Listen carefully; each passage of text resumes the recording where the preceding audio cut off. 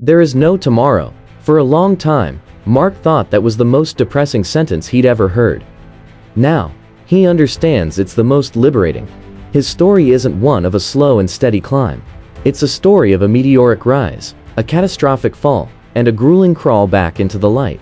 A journey that only made sense when he stopped living for a fictional future and started fighting in the brutal, unforgiving present. The pain began long before the failure. It was a low, constant hum in the background of his life, the pain of not being good enough. Growing up, he was never the smartest, the strongest, or the most talented. He was average, and for a dreamer, average is a special kind of agony. This quiet ache fueled him. It lit a fire in his belly that burned through college and into his 20s. While his friends partied, he studied. While they slept, he worked. He channeled all that feeling of inadequacy into a single, burning goal: to build his own tech company from the ground up. The pain of being ordinary was the anvil upon which he began to forge his discipline. He woke up at 5 a.m. without an alarm. He consumed business books like they were water.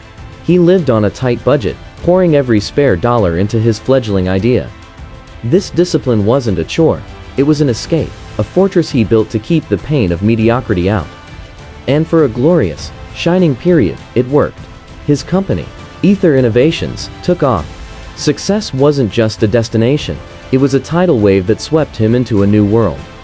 At 30, he was a millionaire, featured in magazines, and hailed as a visionary. The pain was a distant memory, a ghost from a life he had left behind. He moved into a penthouse apartment with floor-to-ceiling windows that looked down on the city. He bought the fast car, wore the expensive watch, and gave talks about disrupting the market. The discipline that had built him, however, began to crumble. The 5 a.m. wake-up calls were replaced by late nights at glamorous parties. The focused work ethic was diluted by the intoxicating allure of his own press. He started believing the hype, and in doing so, he took his eyes off the one thing that mattered: the relentless, daily work of building something lasting. He was living for the grand vision of his future empire, forgetting that empires are built one brick, one day at a time. Then came the failure. It wasn't a slow decline, it was a collapse. A key product launch, rushed to meet investor expectations, was full of critical flaws. A major competitor emerged with a superior, more elegant solution. The market, once so welcoming, turned on him with brutal speed. Investors pulled out. The board, which he had stacked with his yes men, panicked. In less than a year, the company that was his entire identity was bled dry. The day he had to stand in front of his loyal team and announce he was shutting it all down was the day the real pain began. This wasn't the old, familiar ache of inadequacy. This was a sharp, shattering agony of public humiliation and total loss. He had to sell the penthouse, the car, everything.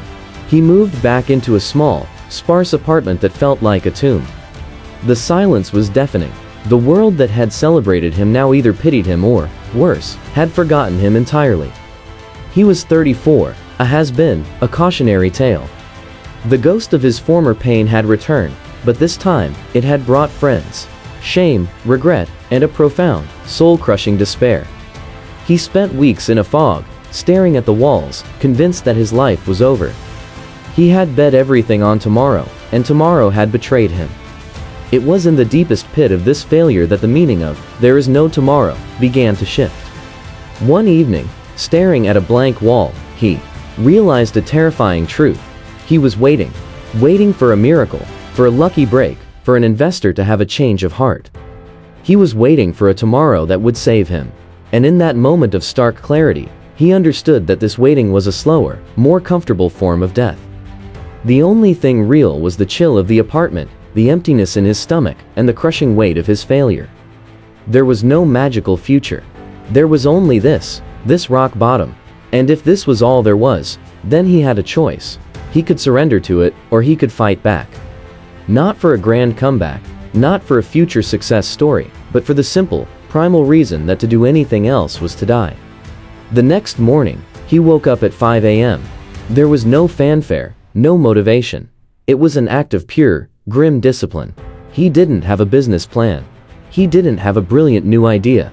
All he had was the day. He cleaned his apartment. He went for a run. He read a book on coding. Not because he had a company, but because it was a skill he could sharpen today. The discipline was no longer a tool for building an empire. It was a lifeline, a rope he was weaving one thread at a time to pull himself out of the abyss. He focused only on what he could control in the immediate 24 hours in front of him. He stopped dreaming of a massive office and focused on writing one clean line of code. He stopped fantasizing about vindication and focused on eating one healthy meal. He embraced the pain of failure not as a verdict, but as a teacher. It had stripped away his ego, his arrogance, and his distractions. It had left him with nothing but the raw, unvarnished truth of his own capabilities. This daily, disciplined focus on the present became his comeback.